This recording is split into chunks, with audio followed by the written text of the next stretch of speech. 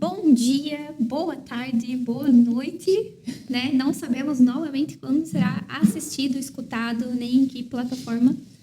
Mas estamos aqui para dar continuidade ao nosso primeiro episódio. Que foi maravilhoso. Maravilhoso. Terminamos com uma expectativa do que virá depois disso, né? Acredito que não só a gente, mas todo mundo que assistiu, né? E ouviu.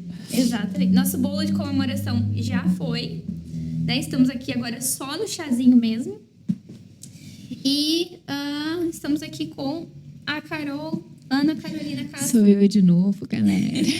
Boa tarde, bom dia, boa noite. Exato. Vamos embarcar mais uma vez conosco nesse episódio, nessa história de vida extraordinária. No podcast A Mesa de estarmos à mesa. O que é a mesa já foi explicado lá no primeiro episódio. Então, se quer saber, corre lá assistir. vai lá. Até porque senão não vai entender o que a gente vai falar agora, né? Exatamente. Pra começar dessa parte, vai ter que ter lá assistido primeiro para entender Isso. Aonde que foi chegar aqui, né? Isso. Como que foi chegar nesse... E aproveitem para compartilhar, né? Divulguem, compartilhem, porque eu tenho certeza que assim como está impactando a gente aqui, está impactando você, irá impactar e mudar a vida de muitas pessoas. Ou pelo menos a sementinha vai ser plantada. Exato. Isso aí. Então, Zena, só pra gente entender aonde a gente parou, vou começar, né, da minha memória, daí você me corrige e continua então. Você parou onde foi dito, que eu não peguei por quem ali, que foi dito que o seu pai, então, teria filhos, que alguns desses filhos seriam sãos e aconteceria algo depois. Como foi o meu pai que acompanhou os 3 irmãos doentes, né, que nasceram são, e o problema começava exatamente na puberdade, ali os 14 aninhos, não conseguiam dormir mais e começava o problema, né? E ele, cuidando deles, o médico disse que provavelmente isso ficaria como uma doença genética na família. Sei. E que ele, provavelmente com medo, recém-casado, né, de ter filhos, num período que não existia remédio para evitar filhos, né? E que ele teria, os primeiros 2, como ele e a irmã, não teriam problema. Mas do terceiro em diante, ele poderia ter alguns, né, se tivesse filhos. E ele ficou com aquilo. E eu fui exatamente a terceira. Minha mãe tinha um casal, um meu irmãozinho com 3 anos, uma de 9 meses. E aí o meu irmão teve uma meningite, daquela que dá e mata em 24 horas. Sim. O segundo filho, então... O primeiro. Primeiro, o primogênito, de 3 anos. 3 aninhos. A segunda é a menina, né? De 9 meses. Isso. E aí essa criança, esse menino teve uma meningite. Aí nesse período ele já devia ter uns 3 anos e meio. A minha irmã 1 aninho e pouco. E a minha mãe estava comigo no ventre de 3 meses, quando ela perde o filho primogênito, com aquela meningite que dá e mata em 24 horas. Eu creio que ela esqueceu que tem um neném na barriguinha. A história que eu sei pelas minhas tias, que ela teve crise de nervos, como antigamente eles chamavam, tipo ataque de nervos, da perda, que não deu tempo de socorrer. Ela estava na casa da minha avó. Hoje a gente poderia chamar de uma crise de pânico ou aquelas crises de ansiedade. Isso. E ela mesmo me dizia: filha, a mãe esqueceu de você. Eu não fui no médico ver como você estava. Eu esqueci que estava grávida. Ela chorou a perda. Né? E disso veio alguma coisa maluca comigo, que eu amava ir no cemitério. Gostava de brincar no cemitério. Provavelmente porque ela devia ir muito no cemitério, né? Por causa do filho, né? Uma sensação de bem-estar naquele lugar. E ver um tipo de prazer. isso, né? e ver, chorar, né? Como se tivesse uma forma de compensar o fato dela não ter tido tempo de fazer nada. Uhum. E com isso eu nasci muito fraca, muito pequena.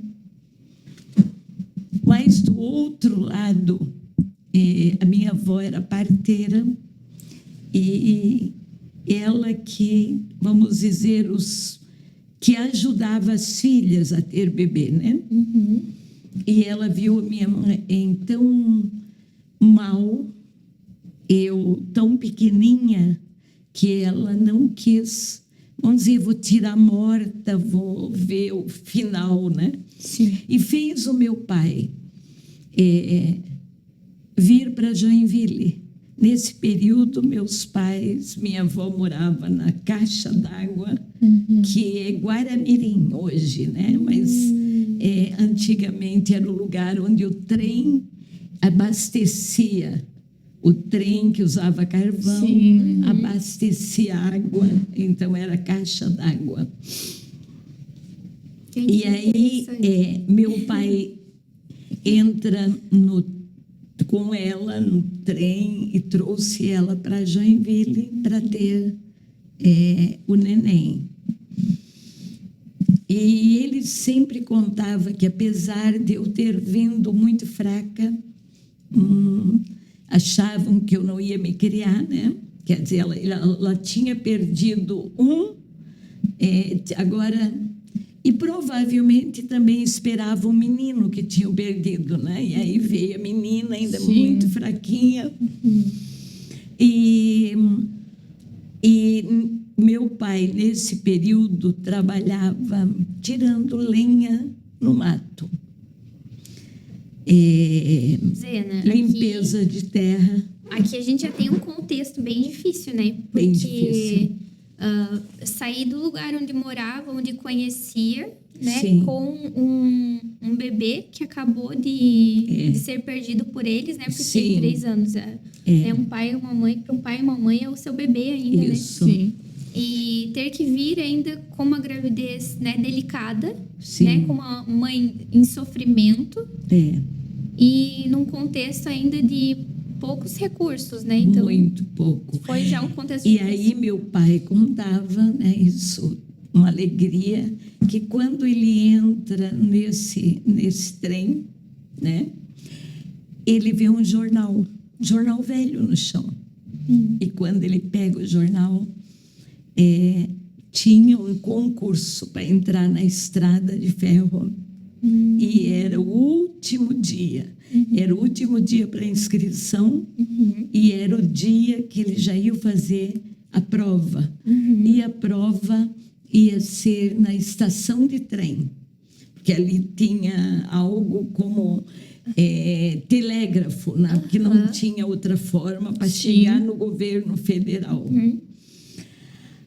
E aí eles deixam minha mãe na maternidade e corre, faz a inscrição e já vem de novo para a estação de trem e faz o curso, né?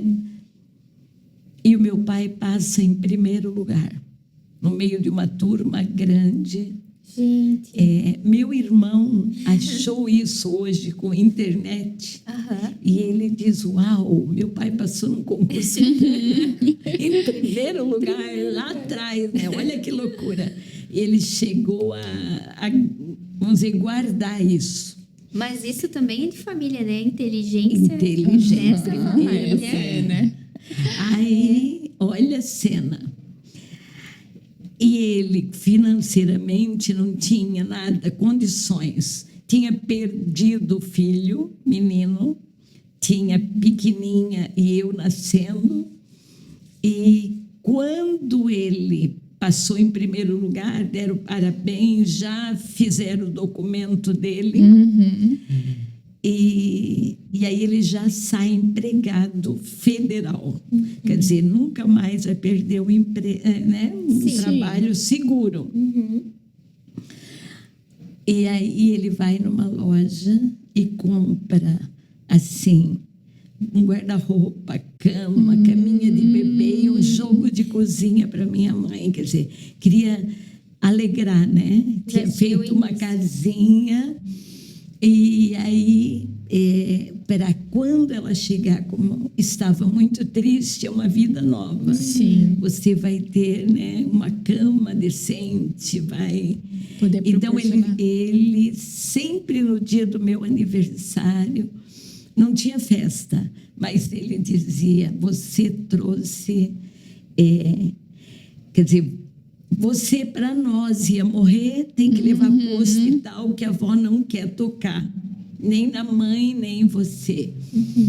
E eu precisei entrar naquele trem para encontrar a minha sorte da minha vida. E lá, de vez em quando, ele me olhava e disse, você me trouxe a bênção de eu poder ter uma família segura, com um salário bom, seguro, a vida inteira. Porque se não fosse isso, nada disso ele teria feito, ela não teria vindo para cá, nada disso. Teriam permanecido se naquele eu lugar. não tivesse mal, se a minha mãe e eu não estivesse, a mãe muito fraca, a avó teria feito parto. Continuaria Ele lá. continuaria tirando lenha no mato, né? Um serviço pesado.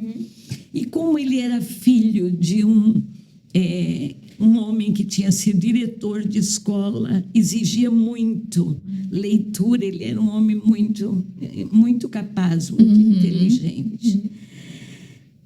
E aí eu nasci nessas, né? E claro que a vida mudou, agora tem salário, veio uma alegria. Sim. Só que eu fui andar, eu já tinha 3 anos de idade, eu tinha muito pequenininha, muito fraca. E essa dificuldade de andar, fez o meu pai achar que realmente eu tinha nascido com um problema. E talvez um problema pior do que o dos meus tios, né? E tive um outro problema, além de não ter... Eu custei andar porque eu não tinha firmeza nas minhas pernas. Eu nunca corri como criança, porque eu custei andar. Eu tinha 9 anos, eu chamava porco de podo, cachorro de caodo. Eu lembro até hoje, com 70 anos, que eu nunca... Para mim, o R... Era muito difícil. O meu pai me dava caderno inteiro, só com coisa de R. Né? O rato roeu a roupa do rei de Roma, a rainha raivosa rasgou o resto. Que às vezes eu paro. Deus foi tão bom comigo, desde pequena, que eu jamais teria tido condição de ter um primário normal numa idade normal. Sim. Porque quem não fala R, né? Podo, porco. Então, eu também não conseguia falar o co, era podo. As palavras, só a minha mãe entendia. Entendi. Meus irmãos ficavam... Né? E não bastando isso, eu não tinha firmeza nas pernas. Eu lembro que eu vivia toda a vida com o joelho ensanguentado, porque alguém passou correndo do meu lado e eu caía. Não precisava bater em mim. Um ventinho. E eu fui uma criança que eu nunca brinquei no recreio de escola. Outra coisa, o diretor da escola, tá? É uma escola que existe até hoje, ele parava na minha casa de bicicleta, o seu Saul, e me levava para a escola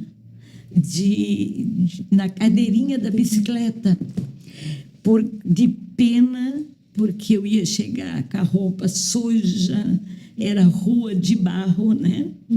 Então eu chegava suja na escola porque um vento me derrubava. E aí eles, para melhorar a minha vida, ele conversou com meu pai, disse: eu passo na frente, eu levo ela e eu entrego ela em casa. Então, outra coisa, eu duvido que alguma criança ia para a escola e ia para a casa dos professores. Os meus professores me levavam para casa. Era 2 vezes por semana que eles levavam os cadernos para corrigir. E tanto o primeiro aninho de escola, como o segundo e o terceiro. Eu conhecia a casa dos professores de dormir. Elas me diziam, né, dona Érica, Zenate, amanhã eu vou levar os cadernos, você vai me ajudar. Mas eu sabia que não era. Quer dizer, você vai ler em voz alta para tentar soltar as palavras. Estimular, que não seria só no ambiente de escola que isso aconteceria. Então, eu tinha aula 2 vezes por semana até... Sei que era tarde da noite. E ela me mandava eu corrigir e botar o certo. Me ensinou a fazer o certo e ela dava nota. Certo, errado. Quantas o certo, errado, né? Que era o C cortadinho, você colocou. Que nota seria? Eu tinha que responder. Mas tudo para me puxar, né? A falar. Isso. Numa escola de prefeitura, quem faz isso pelo aluno? Não. Ali o senhor já estava cuidando da exatamente. cena. E aí, deixa eu falar. Já tinha organizado. Todas as vezes que a dona Érica, minha primeira professora, se ela, né, ainda... Aonde eu ia contar uma história, eu dar uma palavra, quem eu encontrava? Ela.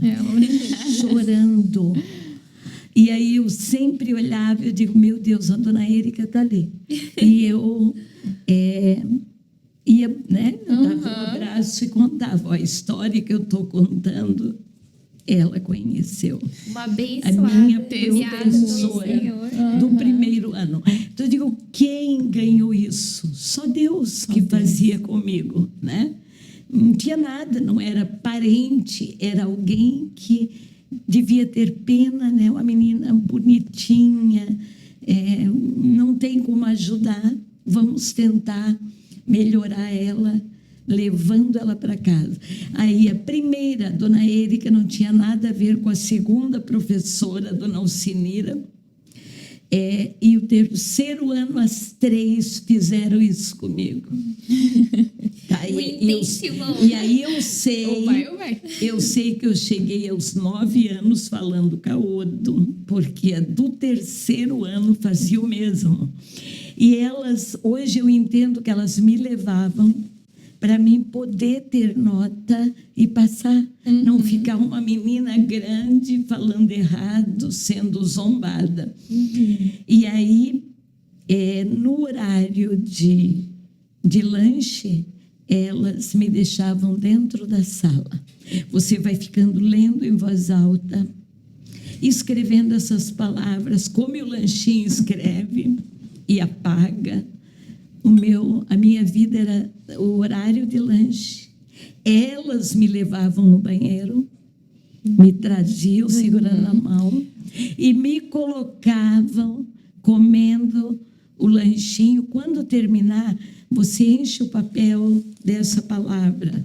Quer dizer, você não fala o R, não fala o C, você não mas falava, você tem que escrever. E não escrevia? eu acho que eu trocava, por isso que elas me daí ajudavam. tinha que ser os Porque dois juntos. você escreve Do jeito o que tu fala. você fala. Exato. Então, a mente, eu falava uma coisa, mas a mente tinha que escrever outra para me passar. Então, eu Isso, como a nossa sabia. mente Se a gente for pensar hoje, né, fazendo uma retrospectiva do momento, não teria nem como a gente saber da onde que veio essa questão, porque às vezes até a audição, às vezes é a forma como eu escuto, Exato. que eu penso, que eu falo. Então, tem várias questões que precisavam ter sido investigadas naquele tempo. E eu sei que a palavra mudou, não foi de tanto eles lutarem, que como meus pais, né, com a situação lá daquela tia, eles procuraram Deus de uma maneira diferente. Eu passei a me agarrar em Deus, porque eu sabia que eu tinha vergonha de falar. Quanto pequenininha, não, mas de 7 anos em diante, a pessoa já leva um susto. Sim. Porque eu era alta, então eu tinha, né? Como ela não fala direito? E eu comecei a falar assim, para não ver gente se assustando, rindo, por aceno, entende? Sim. Então foi algo assim muito forte, muito maluco. E aí, com toda essa dificuldade, aí aprendi a ler. Em casa só existia uma Bíblia, porque na época a Bíblia era cara. As folhas eram seda. E não era um livro para estar na mão de criança. Sim. Porque era couro, né? Depois, mas as primeiras eram couro e tudo folhinha bem fina. Mas eu sabia que o meu pai lia e que o que tinha naquele livro é o que se lia na igreja.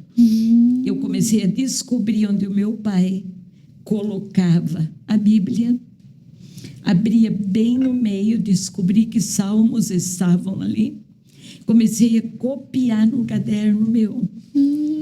E assim, Hoje ela espertinha. recita os salmos. e assim, eu decorei mais de 50. Ela ora os salmos. amiga. Porque eu escrevia, e aí, claro, né?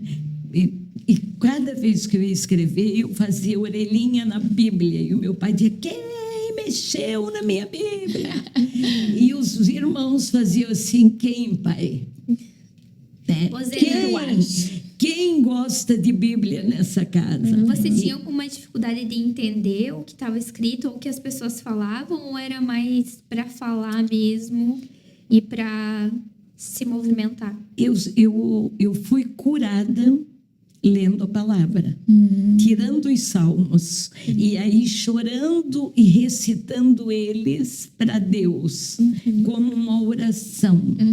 E uma manhã eu acordei, eu falava, sabe assim, não teve, foi melhorando. Que loucura. E Essa parte eu também não sabia. E eu pedia para o Senhor, eu pedia. E o meu avô dizia assim, quando você crê de verdade, você vai acordar dizendo cachorro, porco, né? Então, tu lia a palavra, crendo no que estava escrito, e ao mesmo tempo falava o Senhor, crendo, como teu avô dizia, que um dia você ia acordar. Falando sem, porque o meu pai tinha me levado no médico, eu lembro que em Curitiba, para ver se a minha língua era pegada, que, né? Presa. E tu tinha quantos anos? Já tinha 9 anos. Eu fui... Com essa fé toda. Porque 9 anos eu estava já no 3º ano e falava errado. E foi nessa época. Eu sei que no quarto... e eu lembro que saiu de um jeito que eu ficava preocupada, que parece que eu fazia... um R bem puxado. Mas marcante. Não era puxado, é que eu não falava. E daí então, R, as palavras que eu não falava, elas eram assim forte para mim, né? Sim. Parece que eu dizia porco, né? Entende? Cachorro. Parece que era forte. A gente aprendendo a falar inglês. Ai, meu mais ou Deus. menos isso. É tipo isso. Fica, tá saindo de mim isso. Socorro, Deus. Bem isso. Era um som estranho. E aí eu vi alegria na mãe, no pai. E ela tá falando com clareza. E eu via, não tá errado, tá certo. Né? Sim. Aí a voz mudou, mas a perna não. Né? Firmeza nas pernas. Eu nunca consegui subir numa escada. Nunca corri. Não sabia o que era isso. Mas foi uma vida. Né? Crianças sobem em pé de árvore. E eles iam brincar. E eu queria ir junto, né? Eu queria. Vocês vão cortar goiaba. Entrar num pasto e cortar goiaba. Eu queria ir junto. E a minha mãe dizia, deixa a tua irmã ir junto. Mãe, nós vamos entrar num pasto que tem boi, tem vaca. Nós corremos, subimos na árvore quando eles vêm. Aonde eu ficava? Na beira do trilho. Vendo eles cortar goiaba, sentadinha ali, eles traziam para mim. Onde a criançada geralmente fica. E eu era uma das mais velhas. Os meus irmãos pequenos, correndo, e eu, a segunda mais velha, queria ir junto. E aí eu atrapalhava eles, né? E sempre. Só que aí eu entendia que adianta. Se eu for e precisar correr, eu não corro. Então, eu não posso entrar. Porque realmente tem boi, tem vaquinha lá. Eles vinham. E aí eles vinham.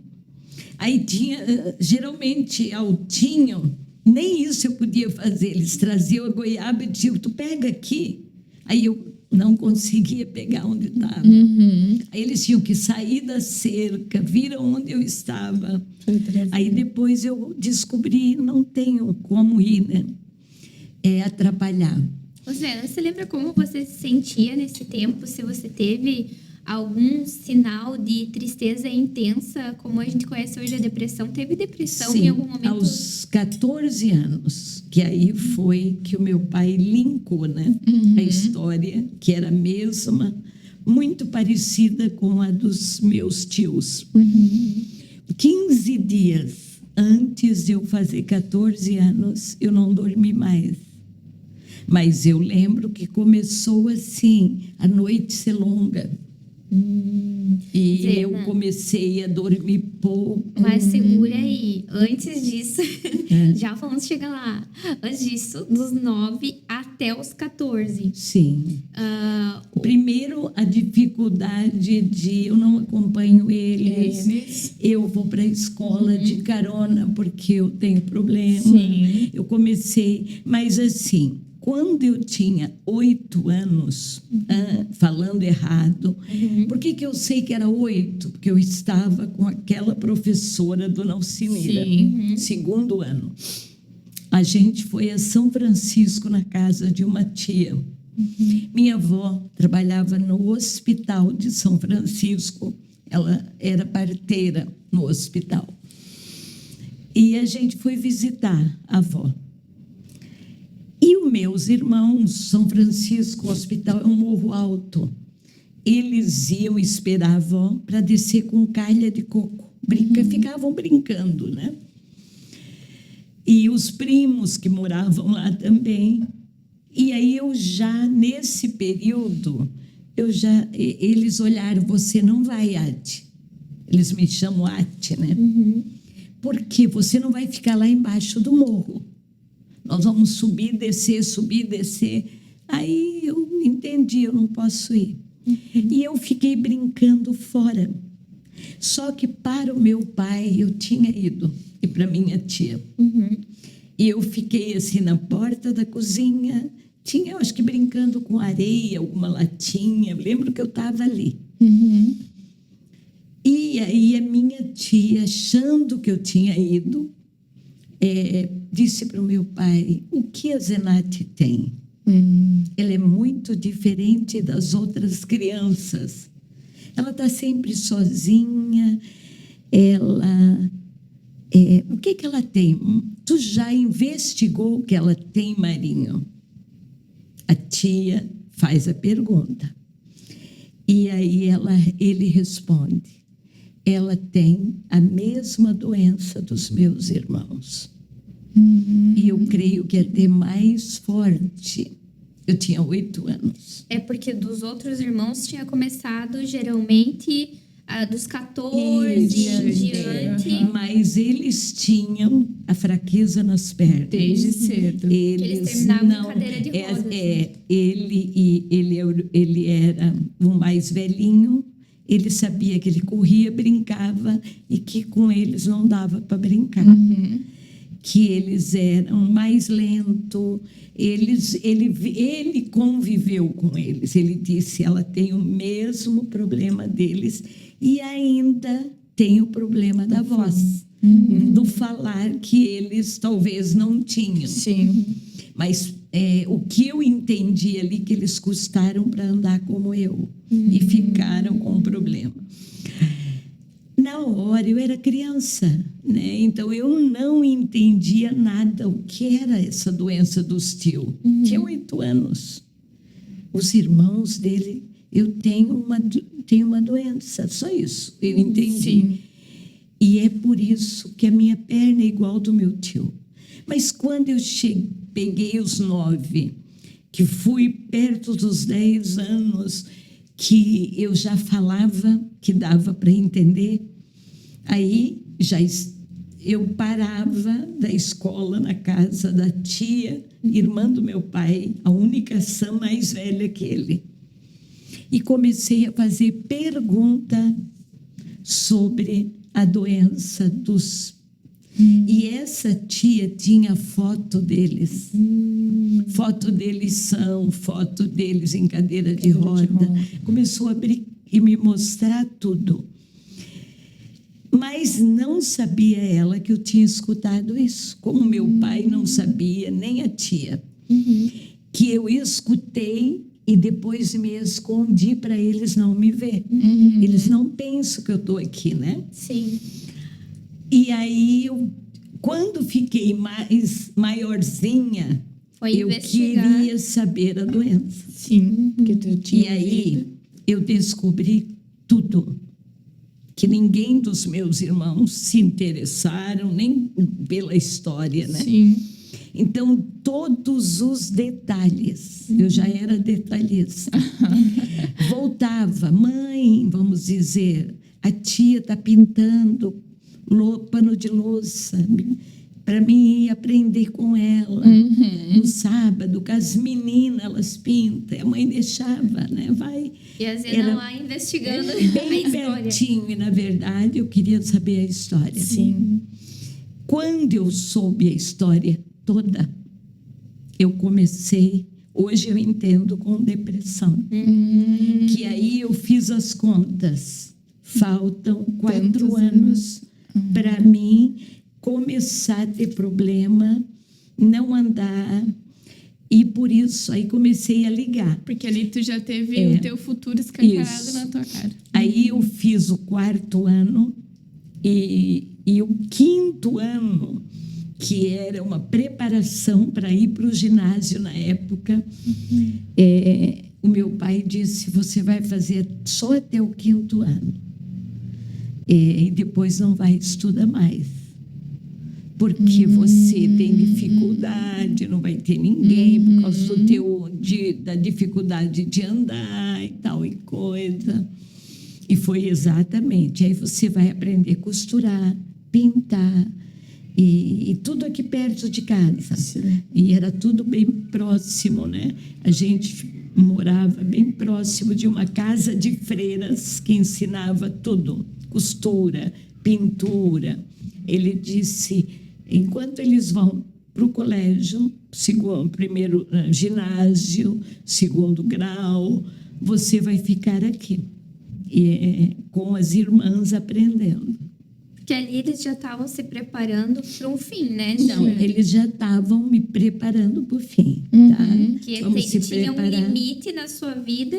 E esse Isso. limite, ele era bem curto, né? Já Isso. estava... E Tinha assim, percebido isso. A minha irmã, mais velha do que eu, andou com 8 meses. A minha mãe contava que com 1 aninho ela falava tudo declarado. Com 8 meses andou. O meu irmão, depois de mim, andou com 8 meses. O outro com 9 meses. Quer dizer, eu era o avesso de todos, né? Sim. Não tinha problema nenhum, já dizia mamãe e já falavam. E aí eu escuto isso e dos 10 em diante eu me preparo. Aí na minha mente eu já sei o que é a doença. Eu já comecei a me esconder de gente, tá? Assim, a ter o meu mundo, porque eu não quero que mais ninguém pergunte que eu tenho problema. Aí eu não andava para não cair na frente de ninguém, entende? Todo mundo vinha para brincar, eu dizia, não, eu vou pintar, vou cortar. Já começou a se isolar. Isolar. Ali, a Zena já estava vivendo o luto por antecipação. Exato. Então, o luto da própria morte, porque eu sou doente e eu tenho uma vida E aí eu contava. vai acabar logo. Cada ano era como se eu tivesse 1 ano menos Em para contagem morrer. regressiva para a morte. Isso. E chegou um período, perto dos 14, que eu não vi mais o sol. Como é que eu sei que eu não vi mais o sol? Porque com 14 anos eu não dormi mais. O dia que eu fiz aniversário eram 14 dias que eu sabia que os meus olhos, eu molhava a mão porque ele fazia barulhinho, seco. Parece que ele era seco. Zena, Só que nos 14, aí eu já estava tão mal que eu me fazia com a mão assim. aqui a gente vai segurar. Agora a gente vai dar uma segurada. A partir dos 14 aí é outra coisa agora. Exatamente. Então, digerindo o que Meu a gente Deus. escutou até agora. Muito Que já é uma É história muito forte. E foi nesse tempo que eu conheci o Zizi. Olha, também aí fica pra próxima. Segura. Sem spoiler. Spoiler. A Zena é melhor e não é spoiler. O próximo episódio vai ser top. Gente, não percam. Não Que percam. eu tô aqui já Em choque. Ai, em gente. choque, querendo saber o que vai acontecer, porque, como eu falei lá no primeiro episódio, a gente sabe assim, pedacinhos que a gente vai Exato. escutando a Zena comentar e falar por aí, e a gente vai juntando. Hoje é a primeira vez na íntegra. Na íntegra. E agora a continuação dos 14 em diante no terceiro episódio. No terceiro episódio. Zena, e aí, como é que foi pra você contar essa segunda parte? Forte. Mas para ser o livro tem que ter detalhes, né? Exato. Senão não tem Precisa. sentido. Exato. Agora a Zena traz o contexto dos irmãos, do pai, né? Sim. Pra essa história. E daí no próximo episódio a gente vai A gente continua. retomar essa parte aqui e dar continuidade. Então, gente, nos sigam, compartilhem esse vídeo, esse podcast. E que sejam derramar aí na sua vida e na sua casa e nos seus amigos. E até o próximo. Exatamente. Até o próximo. Beijo, galera.